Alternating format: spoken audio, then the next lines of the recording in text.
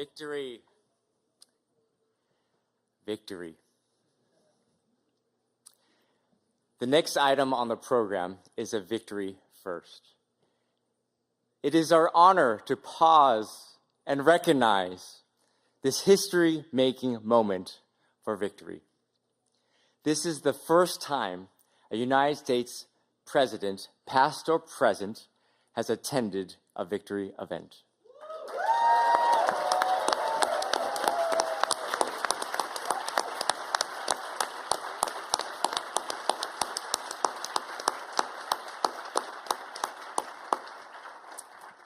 And of course, we are presenting the Chris Abele Impact Award. The Chris Abele Impact Award honors a leader who has been steadfast in supporting the LGBTQ+ Victory Institute and someone who has made significant contributions in advancing LGBTQ+ equality. We present this award that recognizes exceptional commitment to strengthening LGBTQ+ representation and expanding quality through service and advocacy.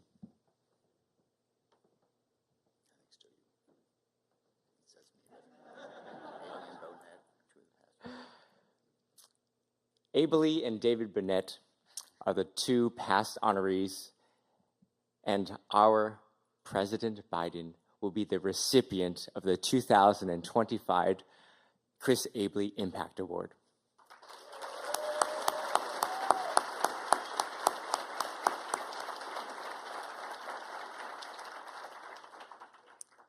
President Joe Biden is a hero and an icon for our LGBTQ+ community. He's been a longtime supporter of our work and our mission.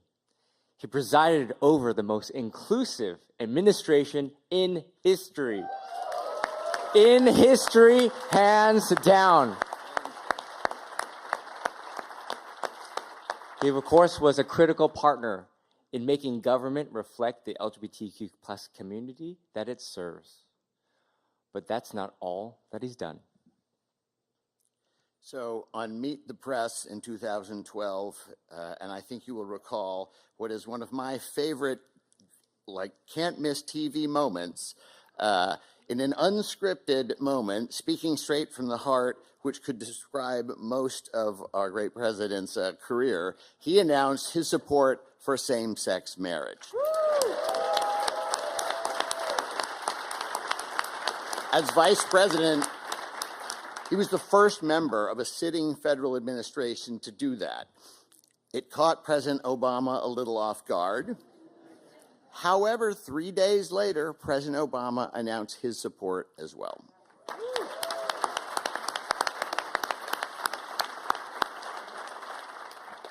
Years later, in December of 2022, as president, Joe Biden signed the Respect for Marriage Act, and it codified same-sex marriage, and it repealed the Defense of Marriage Act.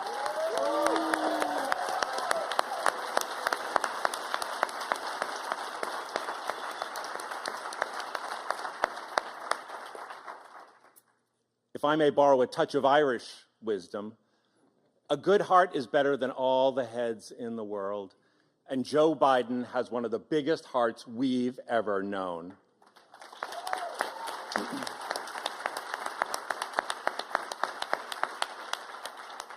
He shows up for families, for communities, for equality, always with warmth, humility, and a steadfast belief that we can do better for each other.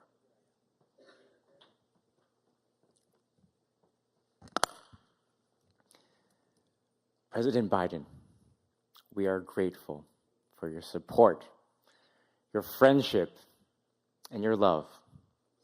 You remind us that progress is absolutely possible, that inclusion matters, that love and decency will always prevail. So let's be reminded, Victory. Don't get mad, get elected.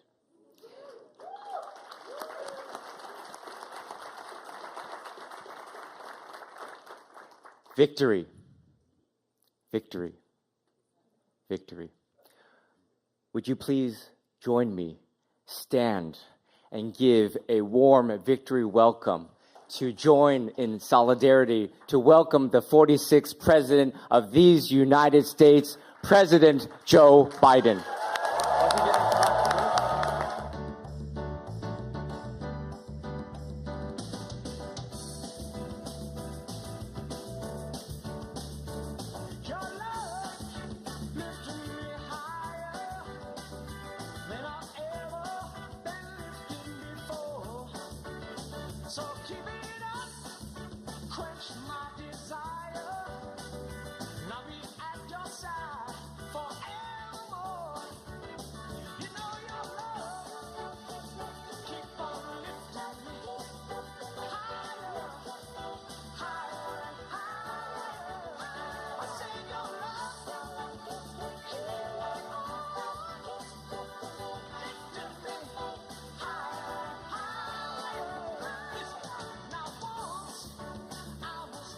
Hello.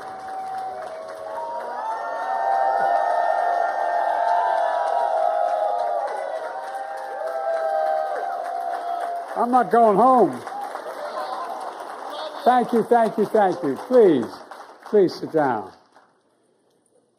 Evan, thank you for your visionary leadership of this organization. Chris, I'm honored to receive the award in your name.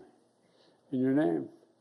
And I'm accepting this award knowing it's a recognition of all the work we've done. Michael, thank you for your, and especially your thanks to David, who supported the Victory Fund, but supported me long before that all occurred. Folks, I also want to recognize so many friends that are here today. Where's Mo Vella? Mo, where are you? There you go, Mo. You know, we're doing this for a long time, Mo and I've relied on his advice throughout my career, particularly when I was vice president. I knew which direction to go. And I love you just as much as them. Thank you. Next week marks 3 years. 3 years since many of us stood on a crisp day in the South Lawn of the White House, where I signed the Respect for Marriage Act. Folks,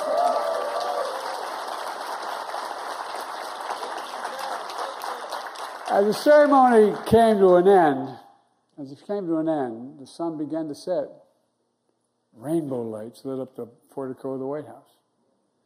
You know, the moment had an air of celebration, but also, quite frankly, for me and many of you, I expect, an air of relief. Relief. Finally, through the hard work, faith, counsel, sheer grit of folks like you in this room and so many who came before you, the momentous battle was finally won. Finally. And look, today, though, we know there's much more work to do. And the challenges ahead can feel daunting, particularly in the face of everything we're seeing coming out of this reactionary White House. You know, we're all here today for the same reason. Same reason. It's all because we believe in the power of our democracy to pull the nation together. You know, our worst moments, actually, we're the only country in the world that's gone through every crisis and come out stronger than we went into the crisis. Every time. America's the only country. Also, is founded on an idea. We're unique. Not a joke. It's not just, America. It's true. We're the only country founded on an idea. Every other country in the world is founded on geographic boundaries, religion, ethnicity. But we're an idea. A strong idea. It's stronger and more powerful than any dictator or any army. And that in America, we hold these truths to be self-evident. All men are created equal. All deserve to be treated with dignity and throughout their lives. And all of us, each and every one of us, deserves that. That's how I was raised. That's how many of you were raised, I guess, too. We've never lived up to that idea, though, but we've never walked away from it. We've never walked away from it either. And so you've heard me say before that when I was growing up, whenever something bad happened, I used to be a stutterer and people made a lot of fun of it, a lot of other things. My dad would look at me and say, Joey, just get up. Get up, Joey. Get up. Well, folks, that's my message to all of us today. to all who love our country, to all of us who are dismayed by the present state of the Union. This is no time to give up. It's time to get up. Get up and fight back. Get up. Continue to fight. And what's the fight all about? It's not high praise. It's about protecting the Constitution. It's about protecting the Constitution. Some of you are old enough to remember back in 2012, I went on Meet the Press. Got myself in a bit of trouble. But good trouble. You know, I just couldn't remain silent anymore. We had this whole plan to let things... Anyway. I told the truth. I expressed my support for gay marriage a little earlier than some folks had been expecting it. Well, that comment got all the attention. I also told another story during that interview. I've been speaking a few weeks earlier, and there was a group of LGBTQ leaders in a private home. And during the Q&A period, and I was in that home, a gentleman stood up and said, "Mr. Vice President, let me ask you a question. How do you feel about it? How do you feel about us?" That's the way he said it. I turned to the gay couple who owned the house. I looked at both of them. I said, "What did I do first when I walked in the door of your home?" And they both said, "You walked right up to our 2 children." And I turned to the person asking the question. I said to those children, "I wish every American, I mean this is from the bottom of my heart, I wish every American could have seen the love in the eyes of these 2 young boys for their dads. It was palpable. You could feel it.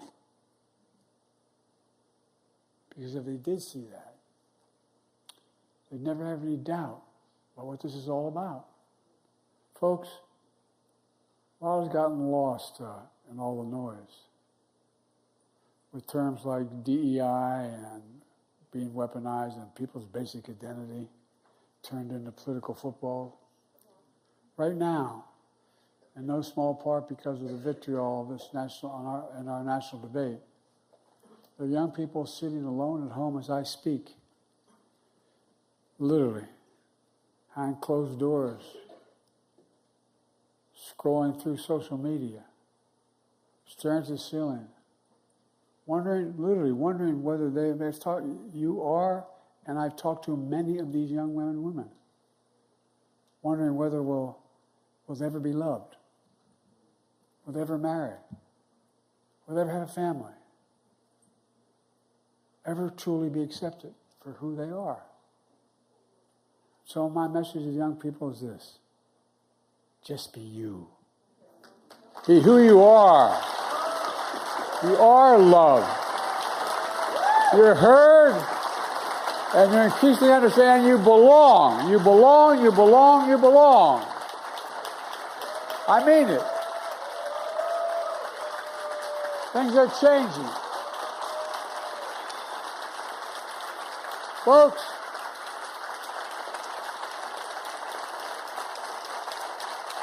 Donald Trump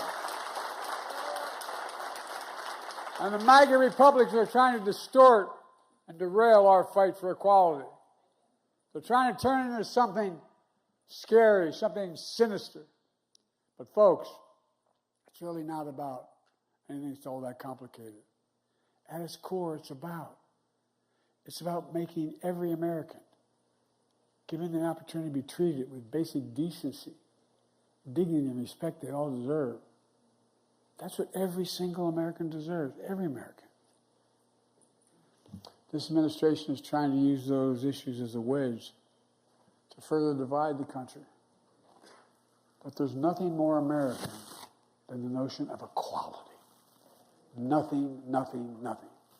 And folks, it's a struggle as old as the country's founding. That's why many of us are in this room today. We also know that the fight ahead is about more than equality. It's about opportunity. It's about opportunity. It's about making sure every American has a chance to make a decent living. It's about having equal access to quality health care, make it affordable. It's about, they can pay any rent, send their kids to college, pay for the grocery bills. It's about making sure every American can come home at the end of the day, look their kid in the eye, and say, honey, it's going to be okay. It's that basic. It is that basic. You've heard me say before, my dad used to say, it's all about, can you look your child in the eye and say, it's going to be okay. That's what we worked so damn hard to do during my administration. In those 4 years, we created 16 million new jobs. Unemployment dropped to a 50-year low. We lowered the price of everything from health care to cost of college to junk fees and airline tickets and credit cards. We made a lot of progress. We had so much more we had to do to make life affordable for every American. And it's this work that's motivated so many of you to step up, put your name on the ballot, and run for office. LGBTQ candidates across the country running not only to ensure equality for every American, but also to ensure that every American has access to opportunities they deserve. I want to thank those of you who are willing to put yourself on the line, willing to subject yourself and your families to the public scrutiny and the attacks that sure will come your way in order to make life better for every American. It's going to take character. It's going to take courage. So please join me today in thanking all the candidates elected to office here today, and please stand up, candidates. Stand up. Thank you.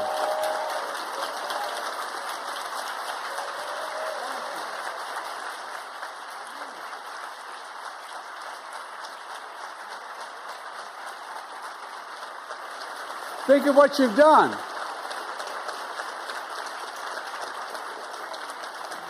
I know I look like I'm only 40 years old. I know that.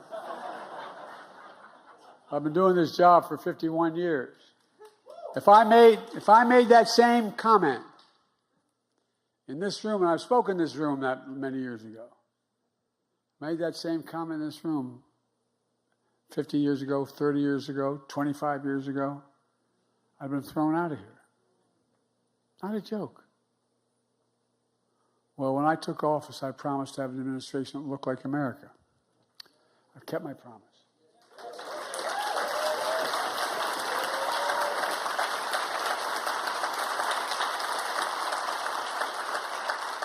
And not just for the community, but my press secretary, Kareem.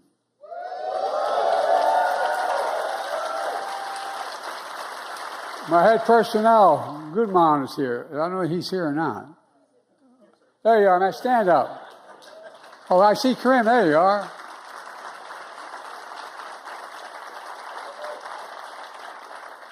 Along with many others who served in my administration. You all worked on issues that went far beyond equality for the LGBTQ community. With your help, we accomplished much, not just in this community, but all across to create opportunity for everybody. My dad, really, all kidding aside, my dad was a really decent, honorable man, a well-read guy. And my dad would say, Joey, everybody deserves a shot, no guarantee, but everybody deserves it. Everybody deserves a shot. So again, please join me in thanking all those who work for my administration and continue to work in government. Thank you, thank you, thank you.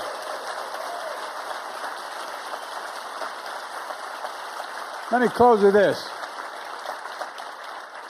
Sorry, I'm taking too long here. I apologize. Folks, America's not a fairy tale. For 250 years, there's been a constant push and pull, an existential struggle between peril and possibility. We're not guaranteed a fairy tale ending. But I believe the America of our dreams is always closer than we think. I know I'm characterized as an eternal optimist, but I am. You know, my friend, Congresswoman Sarah McBride. What a kid. She used to work for my son, Bo, who passed away because of what happened in Iraq. He was Attorney General. She worked for him. And he used to have to protect her, go out of his way. Well, she wanted to be here today, but she's giving an important speech at my alma mater, the University of Delaware. You know, Sarah talks about, quote, doing the hard work of persuasion. And in these times, which can be dispiriting and even hurtful, Sarah says, hope. I'm quoting her, hope is a conscious choice. You have to summon it. You have to summon it. It's not automatic. Friends, we are one of the only countries in the world that time and again has come out of every crisis stronger than we entered into that crisis. I still believe, emerging from the many crises caused by this administration, as we have constantly, nonetheless, come out stronger, wiser, and more resilient than before. But we just have to get up. As long as we keep the faith, summon hope, and get back up and remember who in the hell we are. We're the United States of America. That's who we are. We're the U.S. And there's nothing, I mean it sincerely, there's nothing beyond our capacity in America when we act together. So let's work together. Let's keep this fight going. Let's win it together. Now, not tomorrow, now. Thank you. God bless you all. And may God protect our troops. Sorry it took so long. I'm so damn proud of all of you. No, I really am. I'm proud of your courage. So thank you, thank you, thank you.